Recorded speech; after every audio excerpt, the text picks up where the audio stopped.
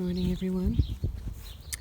So here at Elnor Gardens, and I would like to share with you my experience with sawdust and how you can dramatically reduce your watering of your roses down to about watering only 20%.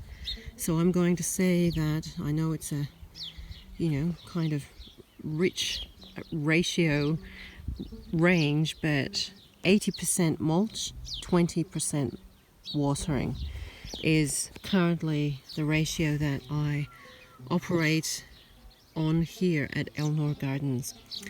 So my journey with sawdust started last year, and it has been a big learning curve, but a real appreciation for mulching. And at the time, in the beginning stages of me developing Elnor Gardens, not realizing the potential of mulching and how important it is to mulch around your plants, particularly if you live in a desert or a high drought area like I do here. Granted, we have had a very wet springtime. We even had snow for the first time. I've never seen snow here. In fact, I haven't seen snow since I was in Bucharest in Romania in 2013. However, sawdust has been an absolute lifesaver for me out here. This bed right here is a new rose bed. I have planted this perhaps sorry, I'm a little bit distracted. I planted this back in August. No, it was before August. About 4 months. So starting in June, July, August, September. Okay, yeah, like 4 months ago. And my biggest, goal was to have this whole bed covered in sawdust, because I have learned the importance of sawdust to minimize your watering and also stopping the evaporative rate of moisture from the ground. Not only that, but it provides heat, it provides cool, it provides an environment for microbial growth to recondition the soil, balance the pH of the soil. Let me tell you, this soil was a brittle clay soil before I put this down. And as you can see, these roses are first year, and I already have buds and flowers. And I have watered one time out of the entire 4 months. This dripper system, I haven't even poked holes in these last dripper lines here, because I haven't needed water. And you can see, without even watering, today is 29 degrees Celsius, so it is warm. Roses love the warm weather. However, usually on a day like this, I would get out and water had I not had sawdust.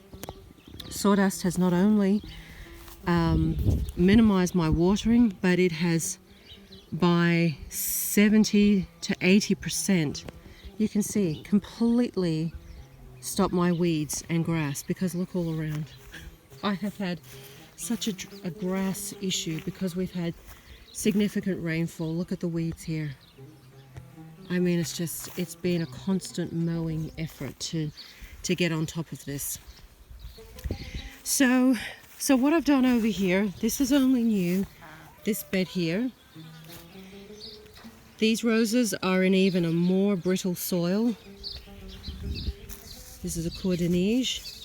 She's struggling just because the soil is, this soil hasn't really been conditioned yet, and I've only just laid the sawdust down, but this was absolutely covered in this type of grass here.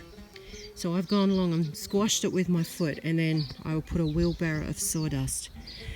It's going to take a while to condition, but you have to start somewhere, and I'm lucky that I've got a local sawmill where I can pick up my sawdust.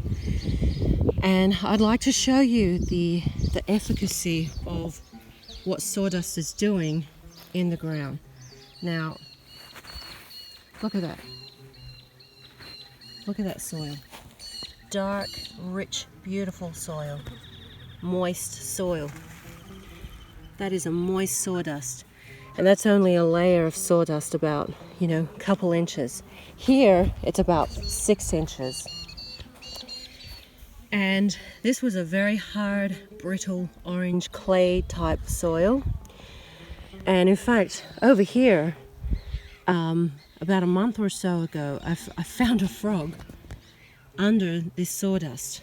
So, that's very indicative that the soil is really retaining moisture, or the sawdust is retaining moisture, which enables for a habitat for, amphibian type life, which is, to me, it's extraordinary in such a drought type area.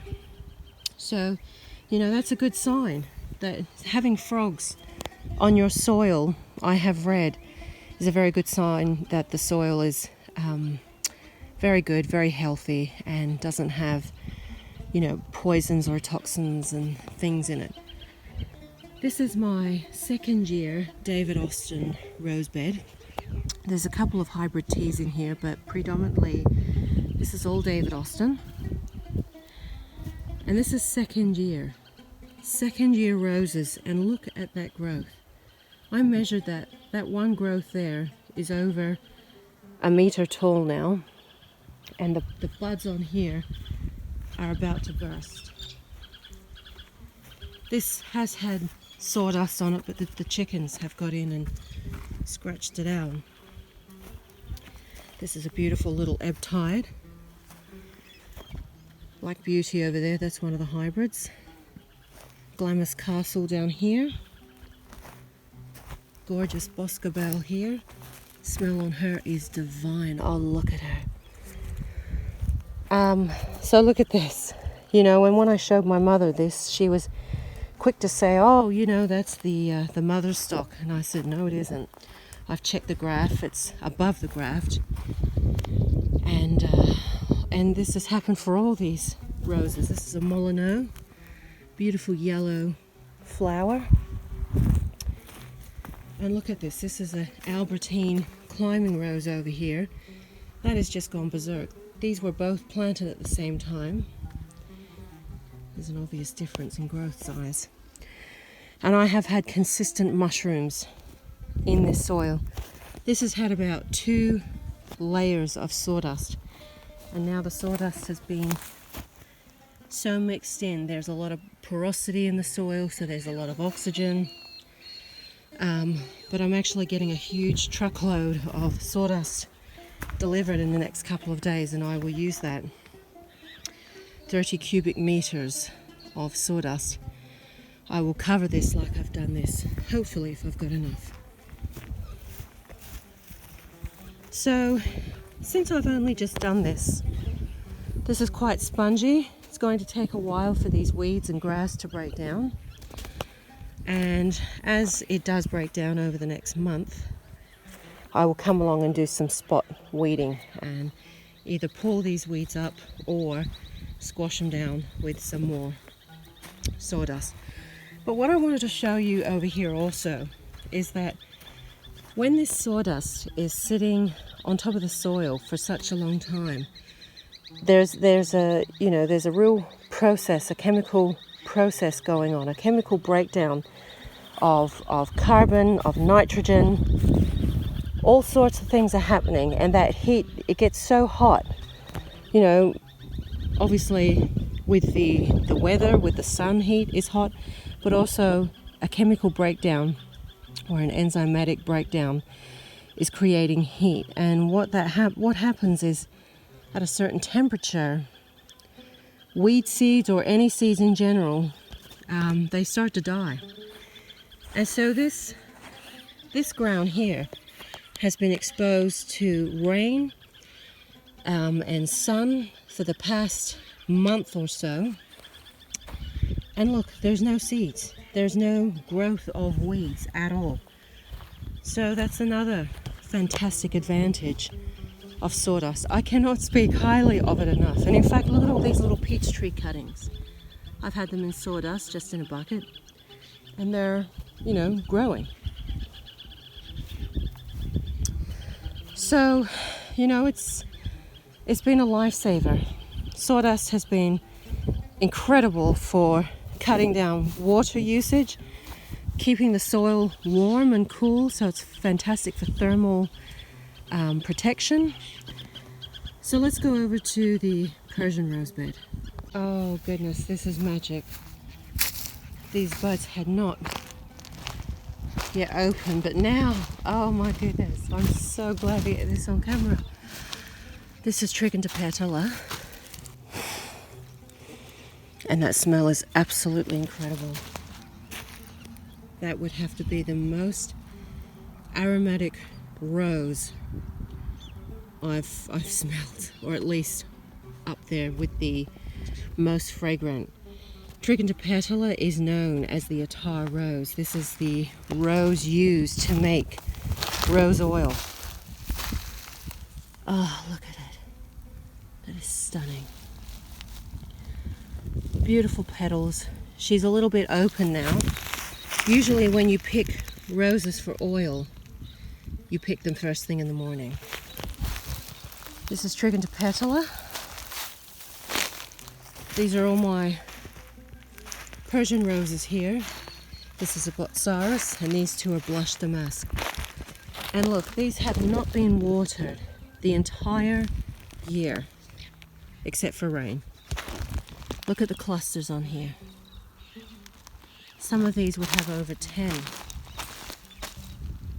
buds per cluster.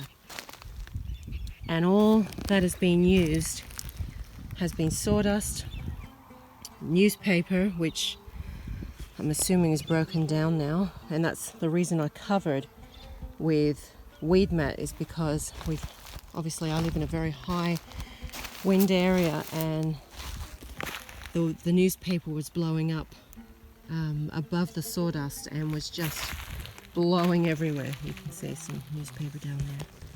And then some dates that have been grown from seed. But this is spectacular. And, you know, it just shows me the power of mulch, and in particular sawdust.